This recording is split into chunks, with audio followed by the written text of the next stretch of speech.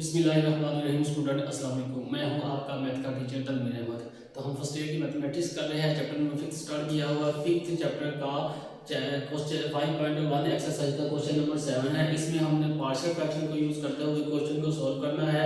तो partial fraction को जब भी हमने इस्तेमाल करना है तो सबसे पहले हमें ये चेक करना है कि जो गिवन क्वेश्चन है वो हमारा प्रॉपर फ्रैक्शन में है या इम्प्रॉपर फ्रैक्शन में है। अब कैसे पता लगेगा कौन सा क्वेश्चन प्रॉपर फ्रैक्शन में है कौन सा इम्प्रॉपर फ्रैक्शन में है, ये हमारा गिवन क्वेश्चन ही बताएगा। अब अगर तो वेरिएबल नोमिनेटर होती है ऊपर वाली फ्रैक्शन की ऊपर वाली वैल्यू और डिनोमिनेटर होती है फ्रैक्शन की नीचे वाली वैल्यू। अगर तो नोमिनेटर के वेरिएबल की पावर बड़ी होगी डिनोमिनेटर के वेरिएबल की पावर से, तब हमारा जो गिवन क्वेश्चन होगा वो इम्प्रॉपर फ्रैक्शन में होगा, इम्प्रॉपर रैशनल फ्रैक्शन में होगा। तो सबसे पहले उसको कन्वर्ट करेंगे प्रॉपर फ्रैक्शन में, उसके बाद प्रोसीजर स्टार्ट करेंगे।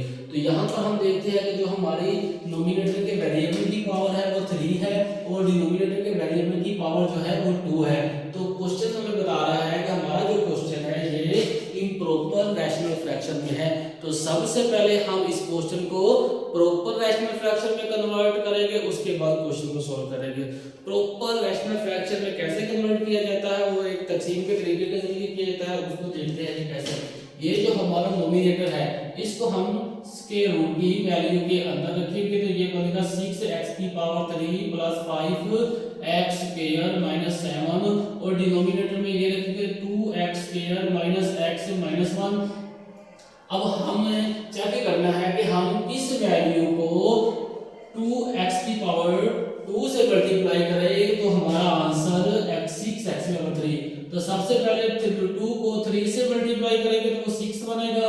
अब x की पावर 2 को x से मल्टीप्लाई करेंगे तो x की पावर 3 बनेगा। तो ये 6x की पावर 3 बना क्वेश्चन। उसके बाद माइनस है तो माइनस का हम लगा दें क्योंकि प्लस माइनस माइनस। अब 3x को x से मल्टीप्लाई करेंगे तो ये 3x स्क्वायर बनेगा। अब 3x को -1 से मल्टीप्लाई करेंगे तो -3x बना। ये मैंने थोड़ा सा साइड पर लिखा क्योंकि ये कांस्टेंट की वैल्यू थी तो इसलिए मैंने इसको कांस्टेंट के नीचे नहीं लिखा, इसको थोड़ा सा साइड पर लिखा। और उसके बाद हम इनके साइन चेंज करते हैं, माइनस वाली वैल्यू को प्लस वाली वैल्यू को माइनस वाला साइन कर देते हैं और ये +6 और -6x की पावर 3 कैंसिल। उसके बाद 5 और 3 8 दोनों वैल्यू प्लस की थी, 8x की पावर 2 बना। फिर आ जाएगा प्लस 3x और -7। ये मैंने इनकी पावर के अकॉर्डिंग लिखा, पहले x की पावर 2 फिर x की पावर 1 उसके बाद कांस्टेंट। अब यहाँ पर x की पावर 2 है यहाँ भी x की पावर 2 था। यहाँ पर x की पावर बड़ी थी इस वाली x की पावर से और यहाँ पर बराबर आ गई दोनों की पावर। हमें क्या चाहिए, यहाँ पर पावर छोटी, जब तक यहाँ पर x या वेरिएबल की पावर छोटी नहीं होती इस वेरिएबल की पावर से, तब तक हम यही क्वेश्चन को यही स्टेप रिपीट करते रहेंगे। यहाँ प्लस ऊपर लेंगे। अब 2 को किस से मल्टीप्लाई करेंगे, हमारे पास आंसर 8 है। 2 को 8 से मल्टीप्लाई 2 को 4 से मल्टीप्लाई करेंगे तो 8 आएगा। यहाँ पर x पावर 2 है तो यहाँ पर x पावर 2 ऑलरेडी है इसलिए इसके साथ x से मल्टीप्लाई नहीं करेंगे, जस्ट 4 से मल्टीप्लाई करेंगे। ये आएगा 4 टू द 8 x की पावर 2, 4 टू द 8 x की पावर 2। उसके बाद माइनस ये plus minus minus 4x minus 4, ये प्लस वाली वैल्यू आ गई, ये प्लस वाली, ये प्लस और ये माइनस।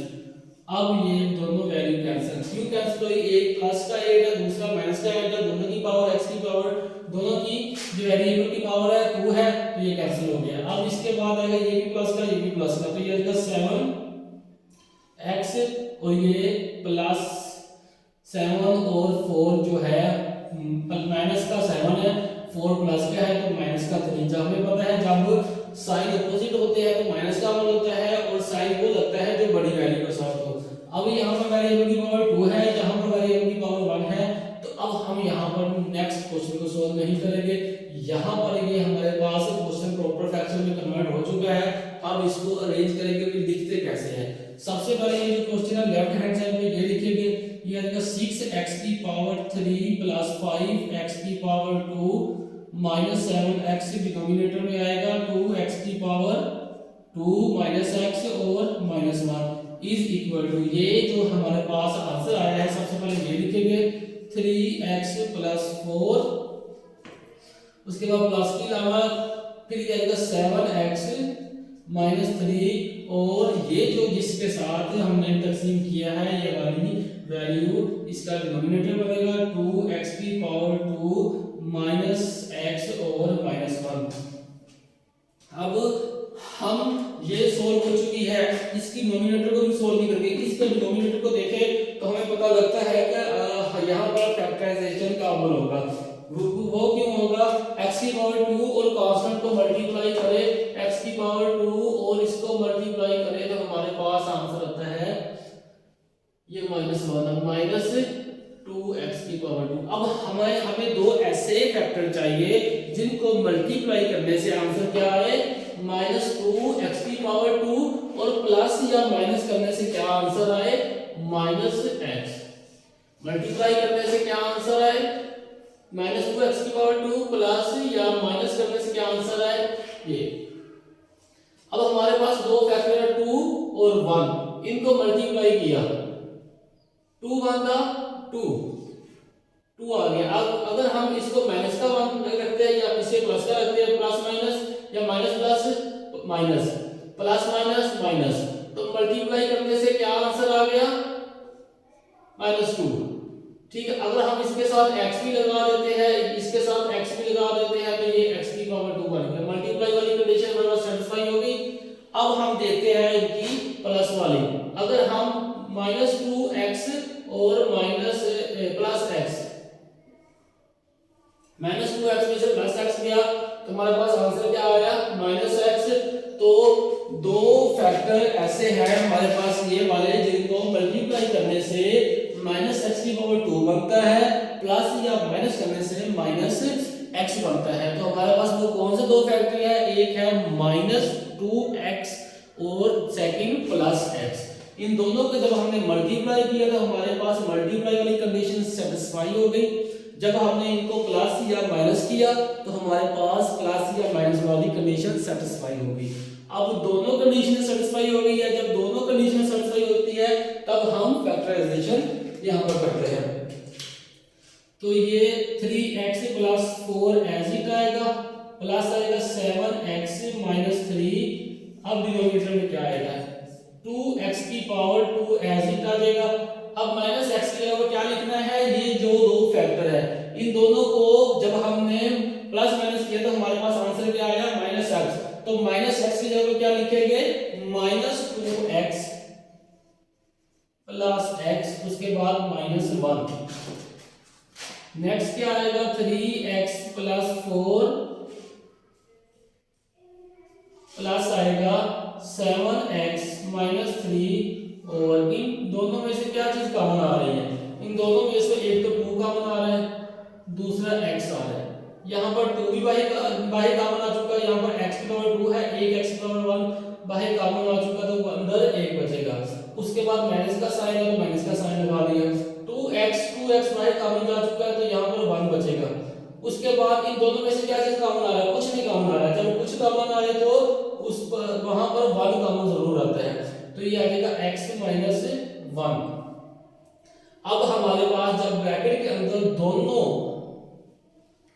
ब्रैकेट के अंदर जो हमारे पास डिजिट है दोनों बराबर हो, ब्रैकेट के अंदर वाली वैल्यू सेम हो, तो इसका मतलब है जो हमने फैक्टर बनाए हैं वो करेक्ट है, जो हमने फैक्टराइजेशन यहाँ पर की है वो भी करेक्ट है। नेक्स्ट स्टेप में क्या लिखेंगे, 3x + 4 plus 7x - 3 over x - 1 into 2x + 1। ये हमारे पास एक इक्वेशन बन गई साधारण फॉर्म। अब इसको इक्वेशन नंबर 1 का नाम देंगे। अब इसी को फर्दर हम आगे सोल्व करेंगे, किसको, ये जो हमारे पास लास्ट में इक्वेशन बनी है इसको सोल्व करेंगे तो हमारे पास आंसर आएगा। लेट करते हैं 7x - 3 over x - 1 into 2x + 1। इस वाली वैल्यू को हमने अब सोल्व करना है, तो ये मैंने लेट की किसके बराबर, a over x - 1 plus b over 2x +1 और इसको इक्वेशन नंबर 2 का नाम दे दिया। अब हम क्या करेंगे, ये जो हमारे पास लेफ्ट हैंड साइड है इसका डिनोमिनेटर लेंगे, इसके डिनोमिनेटर से इस पूरी इक्वेशन को मल्टीप्लाई करेंगे। जो इक्वेशन आएगी उसको इक्वेशन का कोई नाम देंगे और इन फैक्टर को बारी बारी 0 के बराबर पुट करने से x का जो आंसर आएगा वो नई इक्वेशन में पुट करेंगे।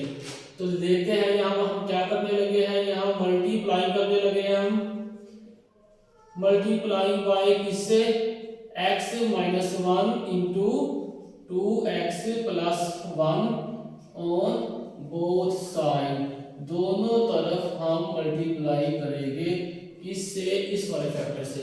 तो यहाँ पर क्या बनेगा 7x माइनस 3, जब नीचे वाले से मल्टीप्लाई करेंगे इसी से ये कैंसिल हो जाएगा तो ये बचेगा। अब a आ जाएगा, ये इसके साथ कैंसिल हो जाएगा, x माइनस 1 के साथ कैंसिल हो जाएगा। a के साथ कौन सा फैक्टर लगेगा 2x प्लस 1, उसके बाद प्लस है फिर b है। अब 2x प्लस 1 से कैंसिल तो x माइनस 1 है, x माइनस 1 b के साथ लिखेंगे। ये हमारे पास एक नई इक्वेशन आ गई, इक्वेशन नंबर 3। अब ये जो मल्टीप्लिकेशन वाले फैक्टर हैं इनको बारी बारी हमने 0 के बराबर पुट करना है, x का आंसर निकालना है और वो x का आंसर, उस x के आंसर का आंसर हम इस इक्वेशन में पुट करेंगे। तो यहां हम लिखेंगे putting x minus 1 equal to 0 in equation number, कौन सी इक्वेशन में, इक्वेशन नंबर 3। तो ये आएगा 7, x की जगह पर क्या पुट करना है, यहाँ पर x, यहाँ से x का आंसर निकालो। x किसके बराबर आ जाएगा +1, ये -1 इक्वालिटी के दूसरी तरफ जाकर +1 होगा। अब जहां जहां x है इस इक्वेशन में वहां वहां हम 1 पुट करेंगे, 7 into 1 minus 3 is equal to, अब ये 1 जब x की जगह पर 1 पुट करेंगे और साथ -1 1 0, ये फैक्टर 0 हो जाएगा। तो ये आ जाएगा a इंटू 2 इंटू 1 प्लस 1 और ये plus 0। 7 minus 3 is equal to a 2 plus 1, ये आ जाएगा 4, 7 में से 3 गया बाकी 4 बचा, इज इक्वल टू 2 और 1 3a। तो यहाँ से a का क्या आंसर आया, a बराबर आएगा 4/3। ये कैसे आया, ये 3 मल्टीप्लाई हो रहा है a के साथ, इस तरफ आगे डिवाइड हो गया तो a का आंसर हमारे पास ये आ गया। अब सेकंड फैक्टर को 0 के बराबर पुट करेंगे, वहां से x का आंसर निकाल के इक्वेशन नंबर 3 में पुट करेंगे। तो यहां लिखेंगे putting 2x minus plus 1 equal to 0 in equation number 2, equation number 2 नहीं, इक्वेशन नंबर 3 में। तो यहाँ से x का आंसर निकालेंगे, 2x इज इक्वल टू -1, ये +1 इक्वालिटी के दूसरी तरफ जाकर -1 बना और x किसके बराबर आ गया -1/2, ये हमारे पास x का आंसर आ गया। अब इक्वेशन नंबर 3 में जहां जहां x है वहां वहां -1/2 पुट करेंगे, ये 7 इंटू -1/2 पर -3 आएगा is equal to a into यहाँ पर आएगा x, जहां जब यहाँ पर -2 पुट करेंगे 2x की जगह पर जब हम -1/2 पुट करेंगे और उसके साथ +1 है तो ये कैंसिल हो जाएगा, बाकी बचेगा -1, ये +1, ये किसके बराबर आ जाएगा 0।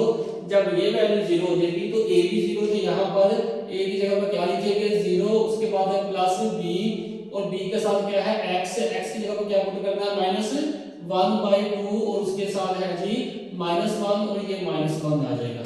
तो ये क्या आ जाएगा -7/2 -3 is equal to b into ये इसका एलसीएम 2 आ जाएगा और 2 को हम ऊपर रखेंगे, इसका इस फ्रैक्शन से सोल्व करना है, इस फ्रैक्शन का डिनोमिनेटर एलसीएम के डिनोमिनेटर के नीचे में बना देंगे और इसको सोल्व करेंगे।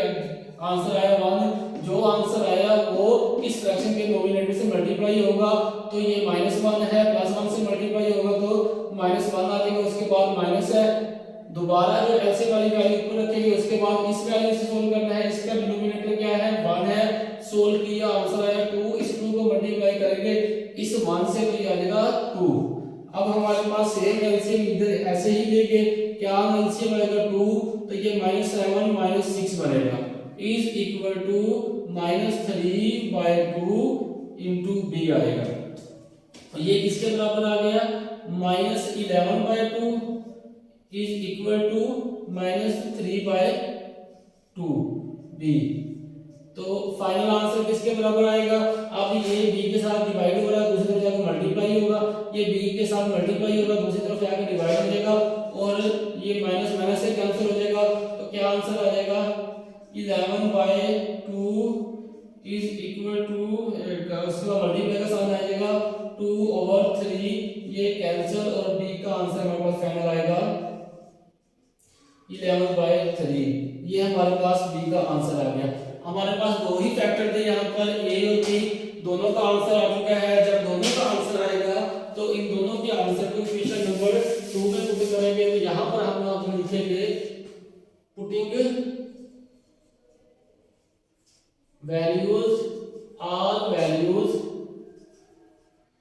Putting all values in equation number 2। कौन सी इक्वेशन है? Equation number 2। इक्वेशन नंबर 2 कौन सी है? ये। तो यहाँ पर ए का क्या आंसर है? ए का आंसर हमारे पास है ये -4/3। तो सबसे पहले लेफ्ट हैंड साइड लिखेंगे 7x - 3/x - 1 into 2x + 1 is equal to, A का आंसर है जी 4/3 डिवाइडेड बाय x - 1। उसके बाद प्लस आ जाएगा, फिर बी है, बी का आंसर क्या है जी हमारे पास 11/3 डिवाइडेड बाय 2x + 1। तो ये इसको मजीद सिंपलीफाई करेंगे तो ये आ जाएगा 4/3 इंटू x - 1 प्लस आ जाएगा 11/3 इंटू 2x + 1।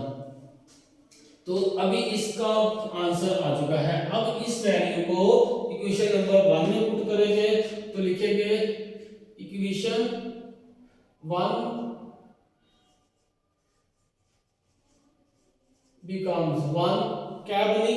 1 की लेफ्ट हैंड साइड क्या है? ये 6x³ plus 5x² minus 7 divided by 2x² minus x और -1। ये इक्वेशन नंबर 1 की लेफ्ट हैंड साइड है।